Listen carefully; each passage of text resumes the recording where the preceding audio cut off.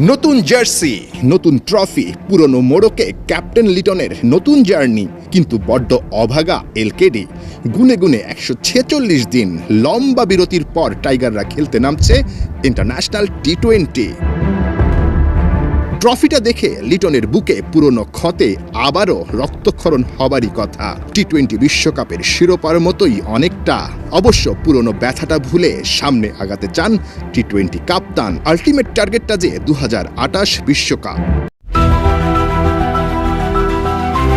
বাংলাদেশের টি-20 সিরিজ শুরু হওয়ার আগেই নিউজিল্যান্ড শিবিরের সবচেয়ে বড় আলোচনা মুস্তাফিজ আর নাহিদ রানা নিয়ে। ওয়ানডে সিরিজে এই দুই পেসারের আগুনে বোলিংয়ে নিউজিল্যান্ড ব্যাটাররা যেন দিশেহারা হয়ে পড়েছিল। তাই তাদের না থাকাটা স্বস্তির খবর মনে হলেও নিউজিল্যান্ড ভাবছে একেবারে উল্টোটা। কারণ পুরনো ভয় শেষ হলেও সামনে আসছে নতুন অজানা চ্যালেঞ্জ, নতুন মুখ, নতুন গতি, নতুন পরিকল্পনা। টাইগারদের বদলে যাওয়া আক্রমণ নিয়ে এখন সতর্ক কিউইরা। কেন এমন ভাবছে তারা?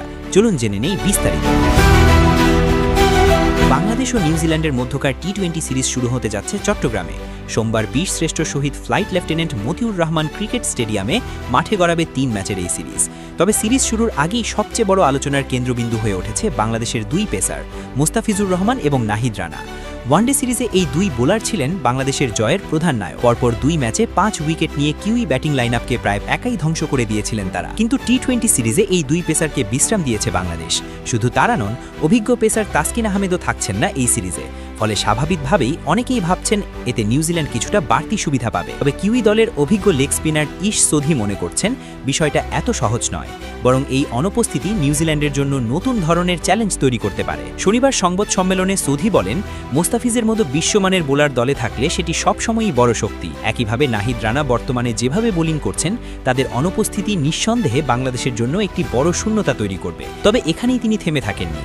তার মতে পুরনো পরিচিত বোলারদের না থাকাটা একদিকে যেমন স্বস্তি, অন্যদিকে নতুন মুখদের বিপক্ষে পরিকল্পনা করা অনেক কঠিন হয়ে যায়। তিনি বলেন, কোনো বোলারকে কয়েকবার খেললে তার বিরুদ্ধে পরিকল্পনা তৈরি করা সহজ হয়। ব্যাটাররা জানে কিভাবে খেলতে হবে, কোথায় আক্রমণ করতে হবে। কিন্তু নতুন বোলার এলে পুরো হিসেবটাই বদলে যায়। নিউজিল্যান্ডের সামনে এবার একেবারে নতুন ধরনের পেস আক্রমণ দাঁড়াতে পারে। আর টি-20-র মতো ছোট ফরম্যাটে এই অজানাই অনেক সময় ম্যাচের বড় পার্থক্য গড়ে দেয়। সোধির বক্তব্য থেকে পরিষ্কার, নিউজিল্যান্ড শুধু মোস্তাফিজ নাহিদের অনুপস্থিতি নিয়ে স্বস্তিতে নেই, বরং নতুনদের নিয়েও বেশ সতর্ক। কারণ আন্তর্জাতিক ক্রিকেটে অনেক সময় সবচেয়ে বড় বিপদ আসে সেই খেলোয়াড়দের কাছ থেকে যাদের সম্পর্কে প্রতিপক্ষের ধারণা সবচেয়ে কম। বাংলাদেশের জন্য এটি বড় সুযোগ। যদি তারা এই সুযোগ কাজে লাগাতে পারে তাহলে শুধু সিরিজ নয়, ভবিষ্যতে দল গঠনেও বড় প্রভাব ফেলতে পারে। ওপেনিংয়ে তানজিদ তামিমের সাথে থাকতে পারেন সাইফ হাসান। মিডল অর্ডারে খেলবেন অধিনায়ক লিটন কুমার দাস। 3 পেসারের বিপরীতে 2 স্পিনার নিয়ে এবার শক্তিশালী একাদশ সাজাচ্ছে টিম টাইগার্স, যেখানে অভিষেক হতে পারে এক তরুণ ক্রিকেটারের সাথে থাকবে বেশ কিছু বড় চমক। সব মিলিয়ে নিউজিল্যান্ডের বিপক্ষে প্রথম ম্যাচে কেমন একাদশ নিয়ে মাঠে নামতে পারে বাংলাদেশ, সেটাই জানার চেষ্টা রিপোর্ট। ওয়ানডে সিরিজে 150 করলেও নামের প্রতি তেমন সুবিচার করতে পারেননি ডানহাতি তারকা ব্যাটার সাইফ হাসান। 3 ম্যাচের 2টিতেই ছিলেন ব্যর্থ।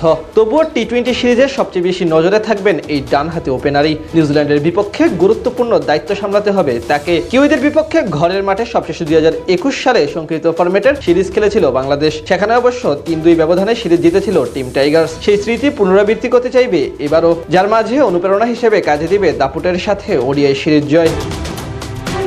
এদিকে প্রথম টি-20-তে সাইফের সাথে ওপেনিং করতে পারেন বামহাতি তানজিদ হাসান তামিম। তিনি অবশ্য 20 ওভারের ম্যাচে আছেন দারুণ ফর্মে। নিজের শেষ 5 ইনিংসে 3টি অর্ধশতকের দেখা পেয়েছেন যুব বিশ্বকাপজয়ী এই ক্রিকেটার। তাদের দুজনকে ওপেনিংয়ে পাঠালে 3 নম্বরে খেলতে পারেন আরেক বামহাতি পারভেজ হোসেন ইমন। পাকিস্তান সুপার লিগ খেলতে গিয়ে ইনজুরিতে পড়লেও এখন প্রায় পুরোপুরি ফিট তিনি। সেখান থেকে তাকে পাওয়া দারুণ ব্যাপার টিম ম্যানেজমেন্টের জন্য।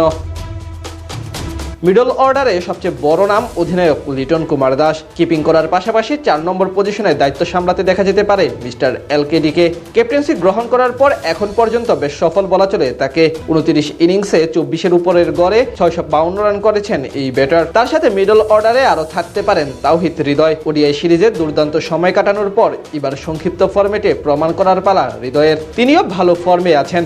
শেষ সিরিজেই খেলেন কেরিয়ার সেরা 83 রানের ইনিংস। এছাড়া বিপিএল এ ছিলেন টপ রান স্কোরারের একজন। ফিনিশার হিসেবে তাদের সাথে থাকতে পারেন বামহাতি ব্যাটার শামীম হোসেন পাটোয়ারি। যদিও ব্যাট হাতে তেমন ছন্দে নেই তিনি, তবে তার প্লাস পয়েন্ট হলো প্রয়োজনে বল হাতেও অবদান রাখতে সক্ষম। 5 ব্যাটারের বিপরীতে এই ম্যাচে 2 স্পিনার নিয়ে মাঠে নামতে পারে বাংলাদেশ, যেখানে সবচেয়ে বড় আস্থার নাম শেখ মাহাদি হাসান। বর্তমানে টি20 ফরম্যাটে বাংলাদেশ তো বটেই, দুনিয়ার অন্যতম সেরা স্পিনার তিনি। কিউইদের বিপক্ষে এখন পর্যন্ত বেশ ভালো পরিসংখ্যান তার। 10 ম্যাচে 13 উইকেট শিকার করেছেন 7-এর নিচে ইকোনমি রেটে। তার সাথে জুটি বাঁধতে দেখা যেতে পারে লেগ স্পিনার রিশাদ হোসেনকে। এই ম্যাচে তিনি হতে পারেন টাইগারদের সবচেয়ে বড় ট্রাম্প কার্ড। 2 স্পিনারের সাথে সাগরিকার মাঠে 3 জন পেসার নিয়ে মাঠে নামতে পারে বাংলাদেশ, যেখানে সবচেয়ে বড় চমক হিসেবে অভিষেক হতে পারে তরুণ পেসার রিপন মন্ডলের।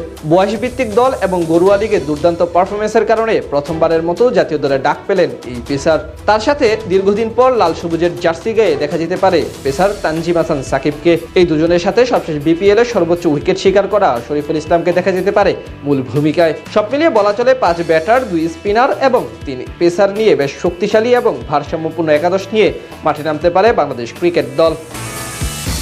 ওয়ানডে সিরিজে 150 করলেও নামের প্রতি তেমন সুবিচার করতে পারেননি ডানহাতি তারকা ব্যাটার সাইফ হাসান। 3 ম্যাচের দুটিতেই ছিলেন ব্যর্থ। তবুও টি20 সিরিজে সবচেয়ে বেশি নজরে থাকবেন এই ডানহাতি ওপেনারই। সাকলাইনের মাঝে মাশরাফির ছায়া। শুরুর ওই রান আপে মিল শুধু নয়, তার প্লেয়িং রোলেও মাশরাফির সাথে মিল। নড়াইল এক্সপ্রেস বল হাতে ছুটেছেন যেমন, তেমনই সাকলাইনও ছুটতে চাইছেন। ম্যাচের মতোই ব্যাট হাতে ঝড় তোলার সামর্থ্য রাখেন। নীলফামারীর আব্দুল গাফফার সাকলাইন এক্সপ্রেস গতিতে বোলিংটা করেন না ঠিক, তবে তার স্লোয়ার বাউন্সার কিংবা কার্যকর অফ কাটার যেন মাশরাফিকেই মনে করিয়ে দেয়। নড়াইল এক্সপ্রেস 7 বারের চিকিৎসায় গতি হারিয়েছিলেন, তবে লাইন লেংথ আর অফ কাটারে লম্বা সময় কার্যকর ছিলেন। ইনিংসের শেষ দিকে মাশরাফির ক্যামিওর অপেক্ষায় থাকতেন টাইগার ভক্তরা। এখনও অনেকেই লোয়ার অর্ডারে মাশরাফির মতোই কোনো ব্যাটারের অভাবই উপলব্ধি করেন। মাশরাফি যাওয়ার পর টাইগার ম্যানেজমেন্টও 6-7 বছর ধরে পেস বোলিং অলরাউন্ডারের খোঁজে। কখনো সাইফুদ্দিন, কখনো তানজিম সাকিব, কেউই ঠিকঠাক সার্ভিস দিতে পারেননি। সাকলাইন কি মাশরাফির অভাব পূরণ করতে পারবেন? লিটনের দলে সাকলাইন সুযোগ পেয়েছেন অলরাউন্ডার হিসেবে। গেল বিপিএলেই যিনি নজর কেড়েছিলেন। নিউজিল্যান্ডের বিপক্ষে সিরিজ শুরুর আগে অধিনায়কও সাকলাইনের রোলটা নির্ধারণ করেছেন। সাকলাইন আমার চোখে সে একটা অলরাউন্ডারের ক্যাটাগরিতে। হ্যাঁ, অবশ্যই হয়তো আমি জানি না কোন ফরম্যাটের আপনি কাউন্টের কথা বলতেছেন, বাট ফরম্যাট তো টি20। আই হোপ যে ও বিপিএলে খুবই ভালো খেলেছে রাজশাহীর হয়ে। তো যেখান থেকেই কিন্তু এই আই ক্যাচিং একটা জিনিস বলে না, সেখান থেকে। সো চেষ্টা করব তাদের এখানে গ্রোমিং করে যেন টিমের সাথে রেখে যেন একটা সময় যা তাকে আমরা খেলাতে পারি এবং খেলার যেন সে আমাদেরকে ফিডব্যাক দিতে পারে। শুধু স্লোয়ার কিংবা বাউন্সার নয়, ইয়র্কারেও সাকলাইন কতটা দক্ষ তা একদিন আগেই গোটা দেশ দেখেছে। এবার দেশের জার্সিটা গায়ে চাপানোর পালা, একটু হলেও মাশরাফির অভাব পূরণ করার পালা।